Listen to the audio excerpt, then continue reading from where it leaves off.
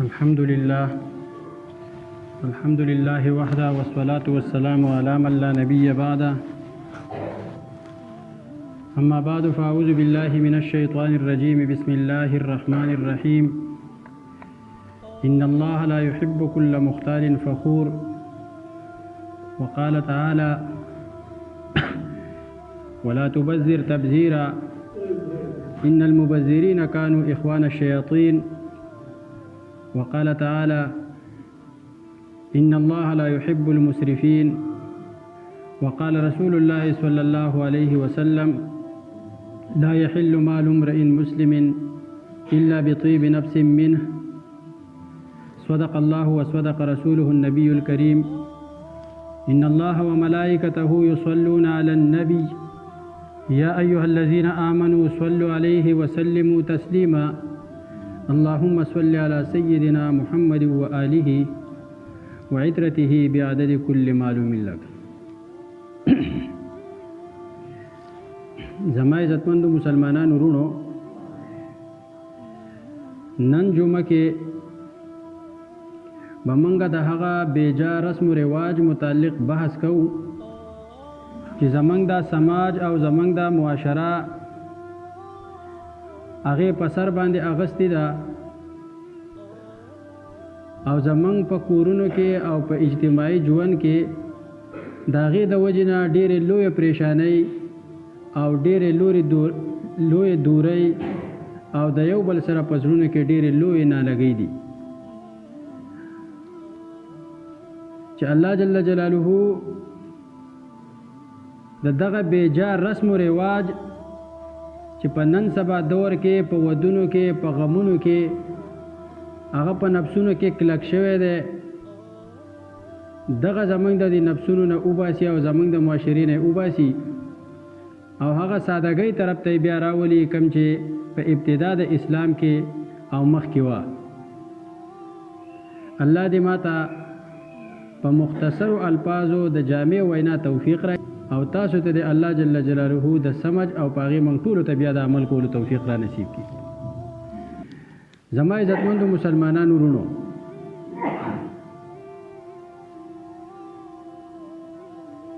د منګه د غم او د خادۍ کم غلط رسمونه رواجونه چې په منګ کې راوننوتل او اصلي په شریعت کې چې کم د هغې د غم برداشت کولو او د خوشحالۍ د مناوهلو طریقې وې هغې د خلکو نه هیرې کړې. د ټولو نه اول موږ د ځان په دې خبره باندې پوهه کو چې یو مړی په یو ځای کې وشي، د چا رور عزیز هغه وفات شو، نو دله 3 ورځې د تعزیت دپاره مسلمانان خواله راتلل. دا د شریعت حکم دی چې د خواله مسلمانان راشي، دته د تسلی خبرې وکړي، دته دا ووایي چې د هر څه چې دی دا د الله دی، د الله امانت و، الله واغستو، ته صبر کوه، تعالی به الله اجر درکوي. 3 ورځو کې دی دا غم برداشت کړي، د هغې نه وروسته خپل د معمولات د ژوند انسان هغه بیا روان کړي. اوس په دغه غم کې چې په دې کم کورنۍ غم راغلی دی، نو د ده په قرابتدارو اهل محله باندې دا لازم دی چې د دې کور والا د خوراک او څښاک بندوبست دا وکړي. لکه په هغه باندې غم راغلی دی، په هغه باندې یو پریشانی راغلی ده، هغه دې خبرې ته جوړ نه دی، نو دا په دغه خپلوانو او په اهل محلې باندې اخلاقي فریضه ده چې د هغو د خوراک څښاک بندوبست هغه وکړي. خو اوس په دغه خوراک او څښاک کې دا ضیافت او میلمستیا د دې نه جوړول نه پکار چې په کم کور غم راغلی دی او د ده میلمانه راځي، نو دی داسې خوراک وغیره هغو له تیاری او یا د هغې حکم کوي چې ته به دا واده دی، د وریجو سره ورله پیسونه سره کوه او چاله پکې مهي راوړه او چاله پکې غوښه آډر کوه او چاله پکې د یو شي او چاله بل شي. دا د گزارې په مقدار باندې کار خلک روانوي او رواني لړ. نو یو دا چې د تعزیت نه د منګه ضیافت او میلمستیا نه جوړو، دا په من خلکو کې یو خطا رواج را روان دی. دویم دا چې کم نږدې خلک دی خپل محلې والا خلک دی د غم په کور والا سره به خوراک او ډوډۍ دا به نه کوي، دی به خپل ځای ته ځي. کم چې نږدې دی هغه خپل ځای ته ځي. ها کم دومره لرې خلک دی چې هغه خپل ځای ته نشي تللی، نو هغه په دغه ځای کې که خوراک وکړي دته بیا رخصت دی او اجازت دی. او بیا په دې پسې اعلانونه کول په جنازو کې چې د کور والا طرف نه دا وینا ده چې کم میلمانه راغلي هغه مقبرې ته نه ځي، هغه به ټول لکه ډوډۍ ته ایسار شي. ولې دا د هغه واده و چې ډوډۍ ته لکه ایسار شي. نو اول نمبر خبره چې د تعزیت او لاسنیوي نه د سړی واده نه جوړوي. دویمه خبره په دغه غم کې دا ده چې په انسان وفات شو د ده په مال کې یو 4 حقوق هغه جاری کیږي. اول دغه کپن د پندې، بیا دغه قرضې ورکول دي. دریم نمبر کا وصیت کړی په دریم حصہ کې بعد هغه وصیت نافذ کیږي، مال په دریم حصہ کې کم چې باقی پاتې شوی او چې د دې دریو نه کم پاتې شو هغه به د وارثانو په منځ کې د شریعت مطابق تقسیمیږي. نو اوس د دغه مشترک مال نه چې لا وارثانو ته نه دی میلاو شوی، یا په دې وارثانو کې نابالغ دي یا پکې غایب دي، مشترکه خیرات کول دا ناروا او ناجایز دي. د مړي په مال کې چې مشترکه پاتې دی او د وارثانو حق ته او د ټولو اجازت نشته، یا پکې ماشومان دي یا پکې غایب دي، نو د دې مشترکه مال نه خیرات کول دا ناجایز او ناروا دي. د دې سړي لکه زما پیسې دي او دغه بل کس راولي دا پیسو نه و هغه ځای کې په 2-3 چرګان پاخه کې ورګې د غریبانو له خیرات کومه، نو چې زما مال دی ته پیسې خیرات کې. دوه خبرې. دریمه زمون کې دا رواج و دریم نمبر را پخېږي چې اداره درېمې ورځې د جمع دوا ده او اخیره دوا به اجتماعي وکړو او دغه بشي. اجتماعي دوا صرف جنازه ده، اجتماعي دوا صرف جنازه ده. 3 ورځې د دې کس لپاره تعزیت ته انفرادي څوک راځي او دته د تسلی خبرې کوي. په اخره چې 3 ورځې پوره شوې ماښام مونځ وشو خبره ختم. ما دوا وشوه او که یوازې دوا وشوه، دې کې د جمع دواګانې لازمي او ضروري نه دي او دا خلک یې ورو لازمي ګڼي. دا خو د مرګ متعلق یو څو خبرې شوې. اوس د واده د کویدنې د دې متعلق چې موږ کوم خلکو هغه غلط رواجونه جوړ کړي دي او په کورونو کې خلک په پریشانو باندې کړي دي. دې له اجتماعي او سوچ پکار دی چې مجموعي طور دا کله او ان شاء الله نن به په هر جمعات کې دا بیان هغه بشوي. جرګې والا هم کوشش کوي چې د اتفاقی او صورت جوړ شي او ټول کله په دې باندې هغه لکه عمل کوونکي جوړ شي. خو تاسو ته صرف هغه بدی بیانوم د شریعت په مطابق. ګوره څومره چې منګه په ودونو کې په کویدنو کې سکو دا د 4 ګناهونو نه خالی نه دي. اول نمبر فخر، تفاخر چې وته په یو بل باندې فخر او خپل اسباب ډیر ښکارا کول چې دې جنۍ چې دا واده کېده د دې پلار کور ډیر سامان کړی دی، د دې پلار کور ډیر جوړې کړي دي، د دې پلار کور اغنګیاندو لا او اندروریانو لا او دغه هغه نسب لا ډیر ارسه کړي دي او د دې بلې دا لږ کړي. ایو زما دا بډیری شه دا غیر هغې نه به سیوا شي. اول نمبر ګناه فخر. او د فخر په باره کې الله تعالی فرمایي ما چې کومه ته ان الله لا يحب كل مختال فخور. الله تعالی د هر فخر کوونکی او تکبر کوونکی سره محبت نه کوي، دا د الله بدی شي. دویم ګناه پدې کې نام و نمود او ریا ده چې دا خلکو ته د ښوولو دپاره یو عمل کولی کېږي.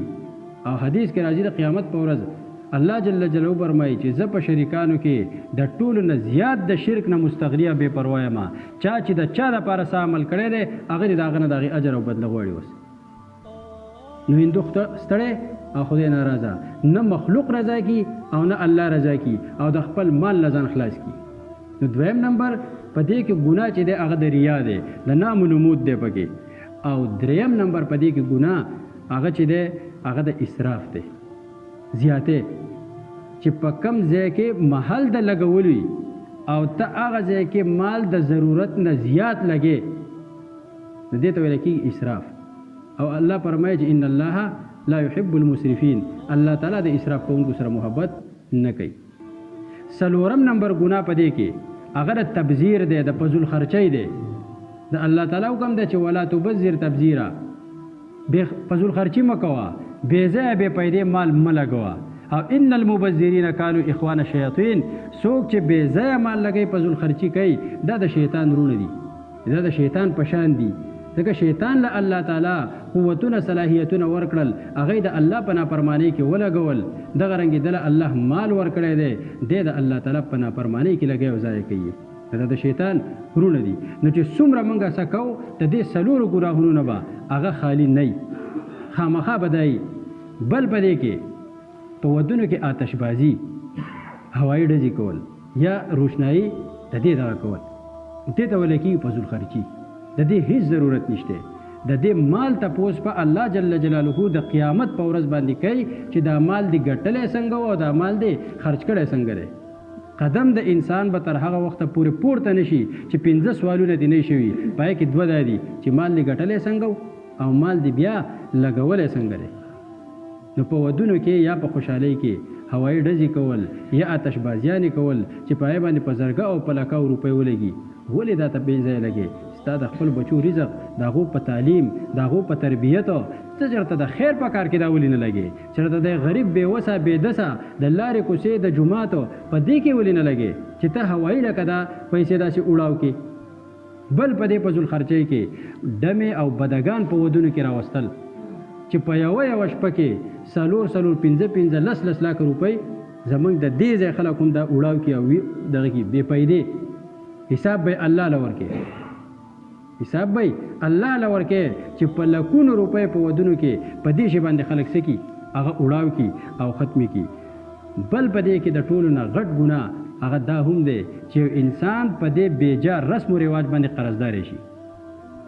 د یوې لور واده چې دی وکړو، عام درمیانه سړي په دې معاشره کې دا اوس چې کومه ده، نو بیا د 2-3 کالو پورې ستا د هغې قرضې نه نشي دمه کېدی، د هغې د قرضې نه نشي دمه کېدی. او د قرضې باره کې د پیغمبر علیه صلات وسلام وینا ده چې کم سړی قرضدار مړ شو دی جنت ته راتلو نه منع دی تر څو پورې چې دغه حقدار ته د حق حواله شوی نه. شهید چې د خپل وینې قرباني ورکړي، خپل بدن په دنیا کې خوږ دی، نه بل خوږ نشته چې هغه سړی د الله لپاره ورکړي او هغه جنت ته نه ځي تر څو پورې چې د هغه باندې قرضه ده هغه ادا شوي نه، نو بل بلا څوک لاړ شي. نو په دې رواجونو باندې خلک قرضدار شي، او چې قرضدار شوي او مړ شوي په دې قرضه کې، نو تر هغه پورې ته جنت ته نشي تللی تر څو چې د حق درنه ادا شوی دی. په دې وجه باندې دا دې موږ تهیه وکړو ټول چې د چا سره موږ غم خادي کوو، د چا سره موږ رشته کوو، دا دې ورسره شرط کوو چې مه رالسه کوه نه به درلسه کوو. څومره چې ستا وس دی د خپل جهیز د خپلې لور د هغې وکه، د خپل وس مطابق چې ستا څه دي هغه ورله وکه. خو دې ته څه ضرورت دی چې د دغې زوم خویاندې او د هغه خاوندان او د هغې بچو له صندوقونه او لاکېټونه او ګوتۍ او د دې حده پورې چې په یو صندوقونه باندې 50-50 زره روپۍ هغه ته ولګي او 15-20 صندوقونه دا کې، دې ته څه ضرورت دی؟ ولې ودونه ګران کړل؟ څومره چې واده ګران شو زنا ارزانه شوه. دا د انسان داسې قوت او طاقت دی لکه څنګه چې انسان وږی کېږي او تږی کېږي. نه چې یو ماشوم په 14-15 کاله کې ځوان شي او د 13 کالو پورې 15 او 14-18 کاله دته د خوراک نه میلاویږي، نو موږ یو ورځ د بغیر د خوراک نه پاتې کېدی شو؟ نو خامخا به ناجایز ذرایع تلاش کوي. نو چې څومره د ودونه ګران کړل دومره بدکاري او فحاشي به زیاتېږي، چې څومره ودونه ارزان شول او اسان شول دومره به د معاشرې نه فساد هغه به ختمیږي. نو چې د چا سره هم رشته داري کوو دا دې ورسره موږ څه وکړو؟ لوز وکړو چې زموږ نه څه مه غواړه تاله به څه نه کوو. څومره چې وسي د هغه وس مطابق خپل خور لور له هغه جهیز کول، سامان کول او د هغې چې په میراث کې کم حق دی هغه ول ورکول، دا وله خدای ورکړلی، موږ وله دا نه ورکوو او دې ښه ټوله لانجه ورانه کړله. خو ګوره دا یوه خبره واورئ چې تر څو پورې د غم خادۍ واک اختیار سړو نه یې اخیستی چېرته به هم دا ګوره صحیح نه شي. واک اختیار د غم او د خادۍ سړي واخلی، نو چې سړي غم خادۍ واک والی دی که پیسې ګټي دی په پیسو لګولو بیا خفه کېږي او پیسې لګول ډېر خوند کوي، خو چې چا په خپله نه یې ګټلي که نه هغه له ډېر خوند ورکوي.